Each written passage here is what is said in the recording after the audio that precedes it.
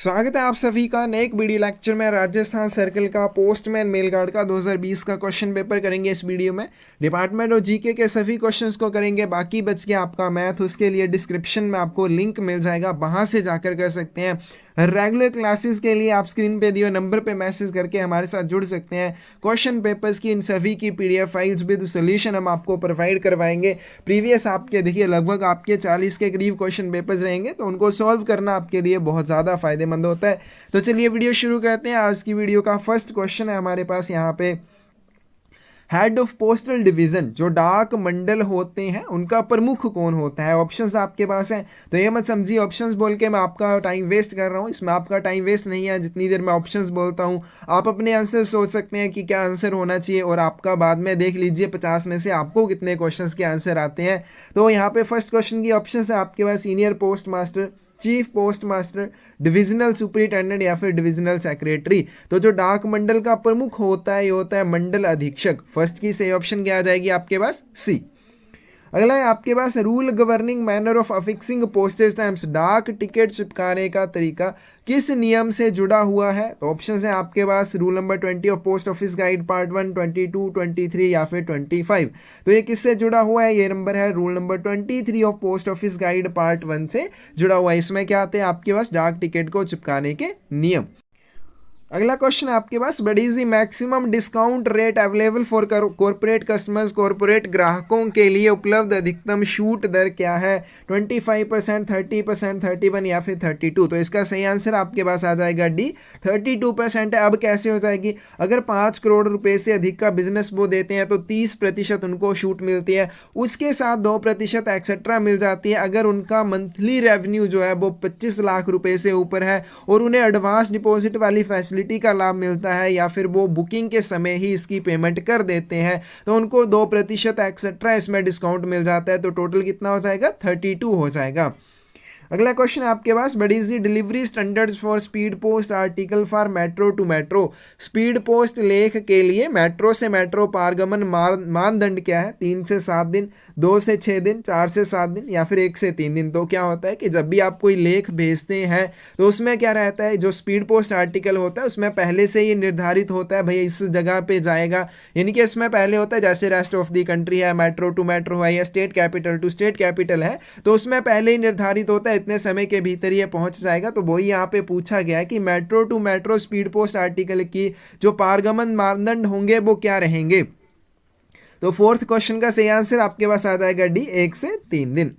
अगला क्वेश्चन है आपके पास, प्री मैच्योर क्लोजर और encashment is not possible in the case of समय से पहले बंद करना या फिर नकदीकरण करना किसके लिए संभव नहीं है। एनएससी के लिए, एससीएसएस के लिए, आरडी या फिर टीडी के लिए। तो देखिए आप टीडी अकाउंट जो है इसको 1 साल के बाद बंद कर सकते हैं, आरडी अकाउंट 3 साल के बाद बंद किया जा सकता है, और सीनियर सिटीजन वाला आप किसी भी समय बंद कर सकते हैं। अब बच गया नेशनल सेविंग सर्टिफिकेट, आप इसको प्री मैच्योर क्लोज नहीं कर सकते हैं, लेकिन कुछ एक कंडीशन में किया जा सकता है, लेकिन नॉर्मली ये आपका प्री मैच्योर क्लोज नहीं होता है। तो यहां पे इस क्वेश्चन का सही आंसर क्या आ जाएगा आपके पास, ए।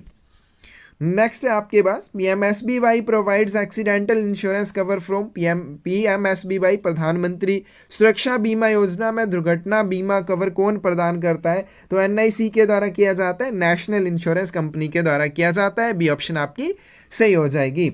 अगला क्वेश्चन है आपके पास, भैनवाज आरपीएलआई इंट्रोड्यूस्ड, आरपीएलआई को कब पेश किया गया था। 1994, 1995, 1995, 1996 या फिर 1997। तो इसको किया गया था 1995 में। और इसके साथ जो इंपॉर्टेंट क्वेश्चंस आपको करने हैं, पीएलआई की शुरुआत कब की गई, उसको टेलीकॉम डिपार्टमेंट के लिए कब बढ़ाया गया, उसके बाद उसको फीमेल एम्प्लॉइज के लिए कब बढ़ाया गया। तो इससे संबंधित ये सारे इंपॉर्टेंट क्वेश्चन हैं। बाकी इसमें आपको 6 पॉलिसीज ऑफर की जाती हैं, उन सभी के नाम क्या रहेंगे वो इंपॉर्टेंट है। मिनिमम और मैक्सिमम कितना डिपॉजिट कर सकते हैं, वो वाली एज लिमिट जो है, लोन या सरेंडर फैसिलिटी, तो ये सारी चीज़ें आपको बिल्कुल अच्छे से पता होनी चाहिए। उसके बाद आपके पास commemorative stamps are not available in the following. स्मारक टिकटें जो है क्या होती हैं, स्मारक टिकटें जो किसी की याद में बनाई जाती हैं। तो सभी की याद में नहीं, लेकिन कुछ एक आपकी ऐसी पर्सनैलिटीज़ होती हैं जिनके लिए इन्हें बनाया जाता है। तो ये कहाँ पे अवेलेबल नहीं रहेंगी, Flatley bureau, Flatley counter, stamp counter या फिर फ्लैटली डिपॉजिट अकाउंट। तो इसका सही आंसर आएगा सी, स्टैम्प काउंटर पे उपलब्ध नहीं रहेंगी, बाकी जगह पे आपको मिल जाएंगी। Mail bags exchanged between a cash office and a sub office contains a cash bag inside the registered bag is denoted in due mail list by which symbol? नकद कार्यालय और उप कार्यालय के बीच आदान प्रदान होने वाले मेल बैग में पंजीकृत थैले के अंदर नकद थैला होने पर उसे दे डाक सूची में किस विशिष्ट प्रतीक द्वारा दर्शाया जाएगा? अब क्या हो गया कि आपने कैश ऑफिस और सब ऑफिस के बीच में कोई भी मेल बैग एक्सचेंज हो रहा है, उस मेल बैग के अंदर एक रजिस्टर्ड बैग है और उस रजिस्टर्ड बैग के अंदर कैश बैग को भेजा जा रहा है, तो ड्यू मेल लिस्ट जो होगी उसमें किस सिंबल से इसे डिनोट किया जाएगा? एफ सिंबल से डिनोट किया जाता है।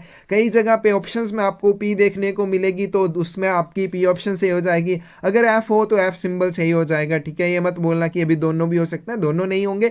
मैंने बहुत सारे क्वेश्चन पेपर्स में देखा या तो पी दिया होता है या फिर एफ, तो दोनों में से कोई सा भी यूज कर सकते हैं। उसके बाद अगला क्वेश्चन है आपके पास, beat is used in the context of गश्त शब्द का प्रयोग किसके संबंध में किया जाता है? पोस्ट ऑफिसेज के लिए, आरएमएस सेक्शंस के लिए।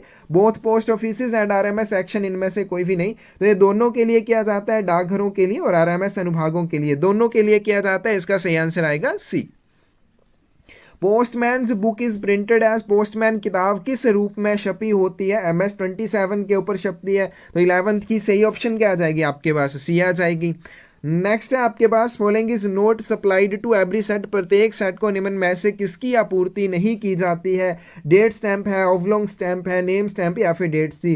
तो किसकी नहीं की जाती है? ऑवलॉन्ग स्टैंप। बाकी ये वाली जो स्टैंप होती है, डेट स्टैंप है, नेम स्टैंप है, डेट सील, ये सभी सेट को सप्लाई की जाती हैं।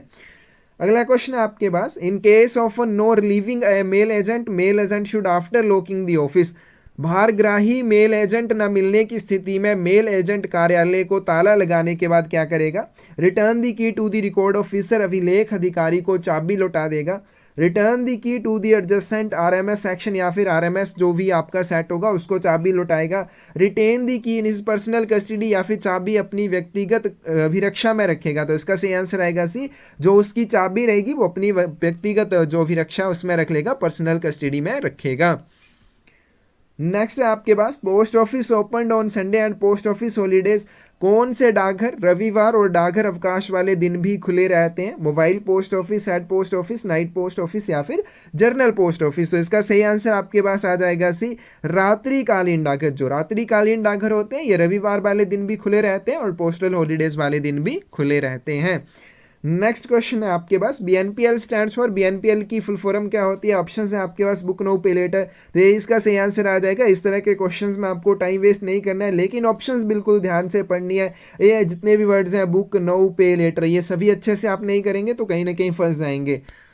अगला क्वेश्चन है आपके पास, but is the discount for बाकिन customer who book speed post articles for ₹50,000, 50,000 रुपये के स्पीड पोस्ट लेख बुक करने वाले बाकिन ग्राहक के लिए छूट क्या होगी? 2,500, 5,000, 1,000 या फिर 2,000। तो इसका सही आंसर क्या आ जाएगा आपके पास? इसका सही आंसर आएगा आपके पास बी, ठीक है। अब बी कैसे इसका सही आंसर आएगा? देखिए, जो बल्क कस्टमर होता है वो कौन होता है? जो एक माह में 10,000 रुपये तक का स्पीड पोस्ट बिजनेस प्रदान करता है, लेकिन उसको डिस्काउंट कब मिलता है? जब वो 50,000 रुपये से अधिक का बिजनेस प्रोवाइड करता है एक माह में। तो अगर वो 50,000 रुपये का प्रोवाइड कर रहा है तो 50,000 रुपये से 5 लाख रुपये तक उसको कितना? 10% का डिस्काउंट मिलता है। अब 10% का डिस्काउंट मिल रहा है उसको, तो कैसे इसको कैलकुलेट करेंगे? 50,000 रुपये का उसने बिजनेस प्रदान किया है तो 10% का उसको डिस्काउंट मिलेगा। तो यहाँ से आपकी वाली जीरो कैंसिल हो जाएगी। कितना बच गया? 5,000 रुपये, यानी कि उसको कितना? 5,000 रुपये का डिस्काउंट मिलेगा। नेक्स्ट क्वेश्चन है आपके पास, express parcel consignments are delivered, express parcel की जो खेप होती है वो कहाँ पर पहुंचाई जाती है? टू दी डोर स्टेप, ठीक है, दरवाजे तक पहुंचाई जाती है। ये ऑप्शन आपकी सही हो जाएगी। नेक्स्ट है आपके पास, address of the payee of an EMO electronic money order which has not been paid can be changed on payment of second commission equal to. अब यहाँ पे देखिए क्या होता है कि जो मनी ऑर्डर होता है उसका जो प्राप्त करता है उसमें अगर पता आपको बदलना है या फिर उसमें जो प्राप्त करता है उसका नाम बदलना है, तो दोनों के लिए आपके अलग अलग तरह से लिया जाएगा। अगर तो इसमें पते में परिवर्तन करना है तो कोई भी एक्स्ट्रा चार्जेस नहीं लिए जाते हैं, without additional charge on the remitter, ठीक है, प्रेषक से कोई भी चार्जेस नहीं लिए जाएंगे एक्सेट्रा। लेकिन अगर इसमें पेई का नाम बदलना होता, प्राप्तकर्ता का नाम बदलना होता, तब कितना? इक्वल टू फर्स्ट कमीशन, प्रेषक से उतना कमीशन लिया जाना था जितना पहले लिया गया था उसको भेजने के लिए, तो उस हिसाब से रहता है। तो यहाँ पे क्या आ जाएगा, इलेक्ट्रॉनिक मनी ऑर्डर में प्राप्तकर्ता का पता बदलना है, तो इसमें कितना कोई भी कमीशन नहीं लगेगा। अगला क्वेश्चन आपके पास, which of the following is not prohibited for transmission by inland post, इनमें से कौन अंतर्देशीय डाक द्वारा प्रसारण के लिए निषिद्ध नहीं है। एक्सप्लोजिव, लाइव क्रिएचर्स, उसके बाद इंडिसेंट आर्टिकल्स या फिर शार्प इंस्ट्रूमेंट्स प्रॉपरली प्रोटेक्टेड। तो इसका सही आंसर आएगा डी। आप शार्प इंस्ट्रूमेंट्स भेज सकते हैं, लेकिन अगर आपने उनको अच्छी तरह से प्रोटेक्ट किया हो तभी वो भेजे जा सकते हैं। अगला क्वेश्चन है आपके पास, compensation to be paid in case of loss of an international registered article, एक अंतर्राष्ट्रीय पंजीकृत वस्तु के नुकसान के मामले में भुगतान किया जाने वाला मुआवजा। कोई भी आपका अंतर्राष्ट्रीय पंजीकृत लेख था, वो गुम हो जाता है, नुकसान हो जाता है, तो ऐसी स्थिति में आपको क्या मिलता है, कंपनसेशन दी जाती है। तो कितनी दी जाएगी, अगर कोई भी आपका इंटरनेशनल रजिस्टर्ड आर्टिकल होगा, 10 SDR, 30 SDR, 50 या फिर 100 SDR, तो इसके लिए दिए जाते हैं 30 SDR। तो इसका सही आंसर जो आ जाएगा ये आएगा आपके पास भी। अब दूसरा यहाँ पे अगर पार्सल के बारे में पूछा होता, इंटरनेशनल रजिस्टर्ड पार्सल के बारे में पूछा होता, तब हो जाना था 40 SDR या फिर 4.50 SDR पर kg के हिसाब से दिए जाते हैं। अगला है आपके पास है, branch post office is in direct account with, एक शाखा डाकघर किसके साथ सीधे खाते में होता है। तो ये क्वेश्चन मैंने बहुत बार समझाया आपको कि जैसे आपका सब ऑफिस होता है, उसका जो अकाउंट ऑफिस होता है वो सिर्फ हेड ऑफिस ही होगा, लेकिन जो आपका बीओ होता है, जो ब्रांच ऑफिस होता है, उसका अकाउंट ऑफिस एचओ भी हो सकता है, वो एसओ भी हो सकता है, वो किसी के साथ भी डायरेक्ट अकाउंट में हो सकता है। इसलिए इस क्वेश्चन का सही आंसर आएगा आपके पास सी, आइदर ऑफ द अबव, सब ऑफिस और हेड ऑफिस दोनों में से कोई भी हो सकता है। नेक्स्ट क्वेश्चन है आपके पास, an article with address of Nagpur sent to Bhopal बिलवी, नागपुर के पते वाला लेख अगर भोपाल को भेज दिया जाए, ठीक है, वो भोपाल पहुंच गया, तो उसको क्या कहा जाएगा, मिस डायरेक्टेड कहा जाएगा, मिस सेंट कहा जाएगा, मिस सॉर्टेड या फिर रोंगली सेंट। तो उसको क्या कहा जाता है, मिस सेंट आर्टिकल कहा जाता है। बी ऑप्शन आपकी सही हो जाएगी। Gazetted head offices are under the control and supervision of, राजपत्रित प्रधान कार्यालय किसके नियंत्रण और पर्यवेक्षण में होते हैं। HSG क्या होता है, high selection grade, first post master, grade 2 post master, उसके बाद आपका तीसरा है ग्रुप बी ऑफिसर या फिर इंस्पेक्टर। तो इसका सही आंसर आएगा आपके पास ग्रुप बी ऑफिसर के अंडर होते हैं। नेक्स्ट है आपके पास, village postman is employed to, ग्रामीण डाकिया जो होता है वो किसके लिए कार्यरत होता है, deliver articles in his beat, अपनी गश्त में लेख वितरित करने के लिए, deliver articles beyond the limit of his beat, या फिर अपनी गश्त से बाहर लेख वितरित करने के लिए, both the above, none of the above. तो इसमें से आंसर आपके पास आ जाएगा ए, अपनी गश्त के भीतर लेखों को वितरित करने के लिए उसको कार्यरत किया जाता है। अगला क्वेश्चन आपका, supervisor speed post centre submit his daily report इन फोरम, तो स्पीड पोस्ट सेंटर जो होता है वो अपनी दैनिक रिपोर्ट किस फोरम पर प्रस्तुत करता है। तो यहाँ पे देखिए, एक दैनिक रिपोर्ट होती है जो हेड सॉर्टिंग असिस्टेंट सुपरिटेंडेंट को रिकॉर्ड अधिकारी के माध्यम से सबमिट करता है, वो जिस फोरम के ऊपर बनाएगा, सेम आपका स्पीड पोस्ट सेंटर जो होगा, सुपरवाइजर, ठीक है, पर्यवेक्षक, सुपरवाइजर स्पीड पोस्ट जो भी होगा, तो वो भी सेम उसी फोरम के ऊपर बनाता है। और वो फोरम कौन सा होता है, तो यहाँ पे ऑप्शन है आपके पास MS 85, 84, 83 या फिर 82। तो कौन सी होती है, MS 83 के ऊपर बनाई जाती है। सी ऑप्शन आपकी सही हो जाएगी। नेक्स्ट है आपके पास, jurisdiction of West Bengal circle, Paschim Bengal circle का अधिकार क्षेत्र, West Bengal and Sikkim, West Bengal Arunachal Pradesh और सिक्किम, या फिर West Bengal Sikkim and Andaman Nicobar island. तो इसका सही आंसर आपके पास आ जाएगा डी, वेस्ट बंगाल सिक्किम और अंडमान निकोबार इसके अंडर आएंगे। जो वेस्ट बंगाल का अधिकार क्षेत्र है वो इन सभी को कवर करता है। नेक्स्ट क्वेश्चन है आपके पास, रूल गवर्निंग पैकिंग, पैकिंग से संबंधित नियम कौन सा है। 27 की सही ऑप्शन आपके पास आ जाएगी B, rule number 15 of post office guide part 1। Next question है आपके पास, but is the additional fee charge availing COD facility for 12,000 rupees, 12,000 रुपये की COD सेवा के लिए अतिरिक्त शुल्क जो है वो क्या लिया जाएगा। अब इसमें जो पहले चार्जेस लिए जाते थे वो चेंज हो चुके हैं, अब कैसे लिए जाते हैं। अगर तो 6,500 रुपीज़ तक का आपका कोई भी COD पार्सल है तो एक्सेट्रा जो लिए जाएंगे 1.6% ऑफ COD वैल्यू, या जो भी COD की वैल्यू होगी 6500 रुपये से नीचे, उसका 1.6% लिया जाएगा। लेकिन अगर यही आपकी 6,500 रुपीज़ से ज़्यादा हो तब कितने लिए जाएंगे, 100 rupees plus 1% of amount exceeding 6,500। अब यहाँ पे देखिए कितना है आपके पास, 12,000 दिया हुआ है। अब 12,000 में से आपने क्या कर देना, 6,500 निकाल देने, क्या आ जाएगा 0 अब यहाँ पे 5 आ गए और यहाँ पे क्या 11 बच गए, तो यहाँ पे कितना आ गया 5500 रुपये। ठीक है। 5500 रुपये आपके क्या आ जाएंगे, यहाँ पे एक्सेट्रा आ जाएंगे। अब इस 5500 रुपये का 1% कितना हो जाएगा, 5500 5500 मल्टीप्लाई बाई 1/100 यानी कि कितना आ गया, इसमें आ गया 55 रुपीज़। अब यहाँ पे 100 रुपये प्लस 55 रुपीज़ आप कर दीजिए, कितना हो जाएगा, ये हो जाएगा 155 रुपीज़, यानी कि ए ऑप्शन जो है यहाँ पे सही हो जाएगी। नेक्स्ट क्वेश्चन आपके पास, what is the service standards for delivery of speed post articles between two states capitals. दो राज्यों की राजधानियों के बीच स्पीड पोस्ट लेखों की डिलीवरी के लिए सेवा मानक क्या है। 29 की सही ऑप्शन क्या आ जाएगी आपके पास, ये 1 से 4 दिन हो जाएंगे। नेक्स्ट क्वेश्चन आपके पास, what is the minimum balance to be maintained in a non cheque facility cheque in post office saving account. डाकघर बचत खाते में गैर चेक सुविधा वाले खाते में न्यूनतम शेष राशि कितनी होनी चाहिए, 20 रुपये, 50 रुपये, 100 या फिर 500। तो डी ऑप्शन जो है सही हो जाएगी, 500 होनी चाहिए। और दूसरा अगर चेक वाला हो तो कितनी होनी चाहिए, 1000 होनी चाहिए, उसमें मिनिमम रहेगी। Maximum amount of money order that can be transmitted through IMO. अधिकतम राशि जो आईएमओ के माध्यम से प्रेषित की जा सकती है, 5000, 10000, 25000 या फिर 50000। तो इसमें देखिए मिनिमम आप 1000 रुपये कर सकते हैं और मैक्सिमम जो है वो 50000 तक की जा सकती है। तो इसका सही आंसर आपके पास आ जाएगा डी। अगला क्वेश्चन आपके पास, what is the value of maximum sum assured in PLI. PLI में अधिकतम बीमा राशि जो है वो क्या है, 10 लाख, 25 लाख, 50 या फिर 1 करोड़। तो पीएलआई जो मैक्सिमम आप कर सकते हैं 50 लाख रुपए तक की जा सकती है। इसकी सही आंसर जो हो जाएगा सी।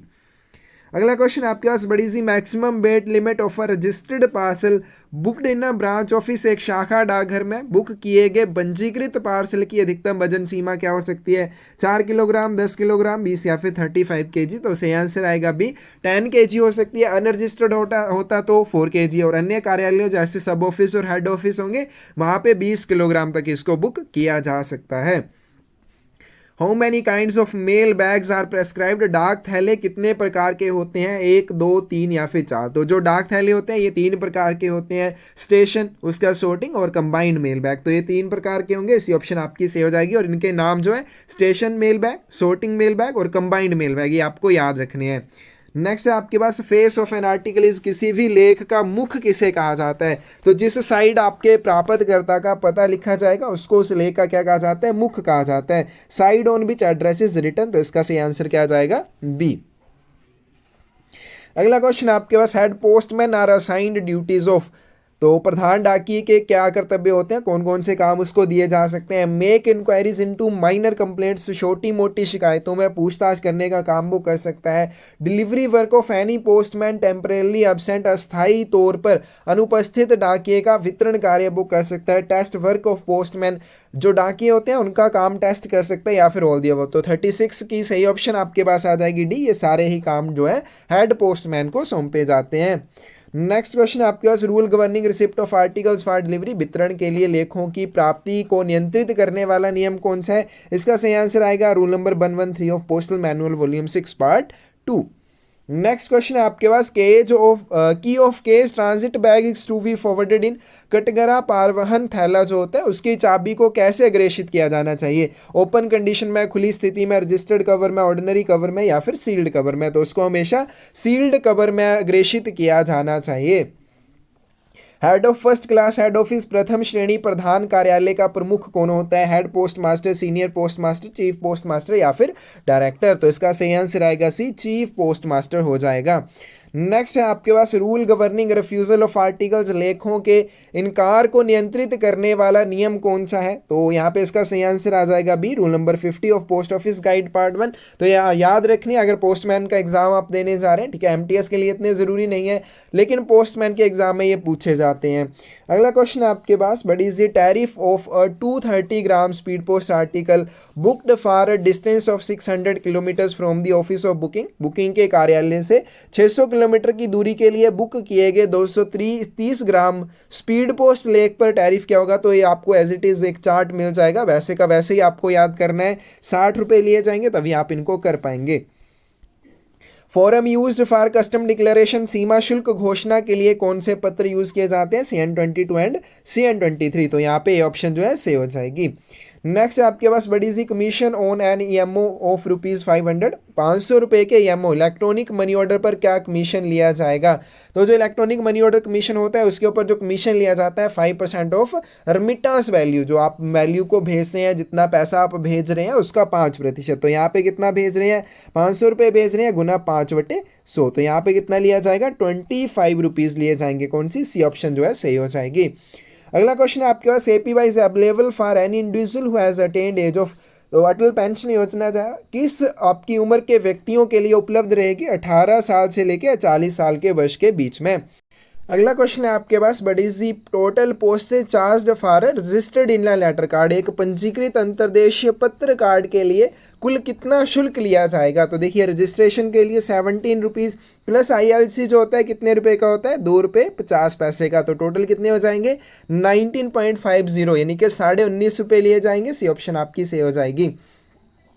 One of the following is not the officer in charge of head office, इनमें से कौन प्रधान कार्यालय का प्रभारी अधिकारी नहीं होता है, assistant post master, post master, senior post master या फिर चीफ पोस्ट मास्टर। तो असिस्टेंट पोस्ट मास्टर नहीं होगा, बाकी तीनों जो है ये हो सकते हैं। Late letters can be presented, विलंबित पत्र कहाँ पे प्रस्तुत करने चाहिए, at the window of post office, डाकघर की खिड़की पर, at the window of a mail office, एक मेल ऑफिस या डाक कार्यालय की खिड़की पर, posted in letter box of a mail office, या फिर डाक कार्यालय के लेटर बॉक्स में इनको पोस्ट किया जा सकता है। इसका सही आंसर जगह डी, इन सभी जगह पे आप इनको पोस्ट कर सकते हैं। Next question, officer in charge of a branch office is designated at, एक शाखा कार्यालय के कार्यालय प्रभारी को क्या कहा जाता है, सब post master, branch post master, assistant branch post master या फिर असिस्टेंट पोस्ट मास्टर। तो उसको क्या कहा जाता है, ब्रांच पोस्ट मास्टर कहा जाता है। 48 की सही ऑप्शन क्या आ जाएगी आपके पास, बी। अगला क्वेश्चन है आपके पास, each village postman is supplied with the route list showing, प्रत्येक ग्राम के डाकिये को एक मार्ग की सूची दी जाती है जो क्या दर्शाती है। तो ये क्या दर्शाएगी, name of the villages to be visited by him, उन गाँवों के नाम दर्शाएगी जिसमें उन्हें अपना काम करना होता है या उसके द्वारा जो भी गाँव देखे जाएंगे। अगला क्वेश्चन है आपके पास, पोर्टफोलियो जो सप्लाई टू, पोर्टफोलियो जो होता है किसको सप्लाई किया जाता है, तो अनुभागों को दिया जाता है। डी ऑप्शन आपकी सही हो जाएगी। चलिए उसके बाद आते हैं आपके पास जीके के क्वेश्चंस। तो यहाँ पे फर्स्ट क्वेश्चन है जीके का, who among the following is also known as second Buddha, इनमें से किसे द्वितीय बुद्ध के रूप में भी जाना जाता है। तो किसे कहा जाता है, पद्म संभव को कहा जाता है। ए ऑप्शन से हो जाएगी। अगला क्वेश्चन है आपके पास, which of the following river does not flow into the Arabian sea, इनमें से कौन सी नदी अरब सागर में नहीं गिरती है। तो यहाँ पे इसका सही आंसर आ जाएगा ए, तुंगभद्रा नदी जो है अरब सागर में नहीं गिरती है, इसकी ये ऑप्शन से हो जाएगी। नेक्स्ट क्वेश्चन है आपके पास, which of the following schedules of the constitution of India has to be amended to provide for the formation of a new state, एक नए राज्य के गठन के लिए भारत के संविधान की निम्नलिखित में से किस अनुसूची में संशोधन किया गया है। तो पहली अनुसूची में, तो 46 की सही ऑप्शन आपके पास आ जाएगी ए। उसके बाद अगला क्वेश्चन आपके पास, which of the following instrument is used to measure the relative density of a liquid, किसी द्रव्य के अपेक्षित घनत्व को मापने के लिए निम्न में से किस उपकरण का उपयोग किया जाता है। हाइड्रोमीटर का किया जाता है। 65 की सही ऑप्शन आपके पास आ जाएगी ये। अगला क्वेश्चन आपके पास, the only session of Indian National Congress which was presided by Mahatma Gandhi was held at, Mahatma Gandhi द्वारा अध्यक्षता में भारतीय राष्ट्रीय कांग्रेस का एकमात्र अधिवेशन कहाँ पर आयोजित किया गया था। तो इसका सही आंसर आपके पास आ जाएगा ए, बेलगांव में किया गया था। ए ऑप्शन सही हो जाएगी। अगला क्वेश्चन आपके पास, in which part of human body pleura is found, मानव शरीर के किस अंग में फुसफुस पाया जाता है। तो ये फेफड़ों में पाया जाता है। ये ऑप्शन आपके पास ये आ जाएगी। नेक्स्ट क्वेश्चन आपके पास, which of the following mountain ranges from a dividing line between the Ganges plain and the Deccan plateau. तो यहाँ पे पूछा गया निम्न में ऐसी कौन सी पर्वत श्रृंखला है जो गंगा के मैदान और दक्कन के पठार के बीच एक गोताखोरी रेखा है। तो इसमें से आंसर आपके पास आ जाएगा बी, विंध्याचल। ठीक है, 68 की से ऑप्शन आपके पास आ जाएगी बी। अगला क्वेश्चन आपके पास, संघाई फेस्टिवल इज सेलिब्रेटेड इन, संघाई महोत्सव कहाँ पे मनाया जाता है। ये मनाया जाता है मणिपुर में। 69 की से ऑप्शन हो जाएगी बी। और लास्ट क्वेश्चन आज की वीडियो का, the best known compilations of the compositions of Kabir are also known as, Kabir की रचनाओं के सबसे प्रसिद्ध संकलन को किस रूप में जाना जाता है? तो इनको बीजक के नाम से जाना जाता है, बीजक ग्रंथ। तो यहाँ पे इसका सही आंसर क्या आ जाएगा आपके पास? सी। तो ये था राजस्थान सर्कल का पोस्टमैन मेल गार्ड का 2020 का क्वेश्चन पेपर। आप इन सभी क्वेश्चंस को जरूर अच्छे से करें, ये बार बार एग्जाम्स में पूछे जाते हैं। और रेगुलर क्लासेस के लिए आप स्क्रीन पे दिए हुए नंबर पे मैसेज करके हमारे साथ जुड़ सकते हैं। तो वहाँ पे इन सभी क्वेश्चन पेपर्स की PDF फाइल्स इसी तरह से बिल्कुल आपको विद सोल्यूशन प्रोवाइड करवाई जाएगी और आपको बहुत ज़्यादा हेल्प करती हैं एग्जाम में। तो ज़रूर इनको आप सॉल्व कर सकते हैं खुद से और रेगुलर क्लासेस भी ज्वाइन कर सकते हैं। Thank you.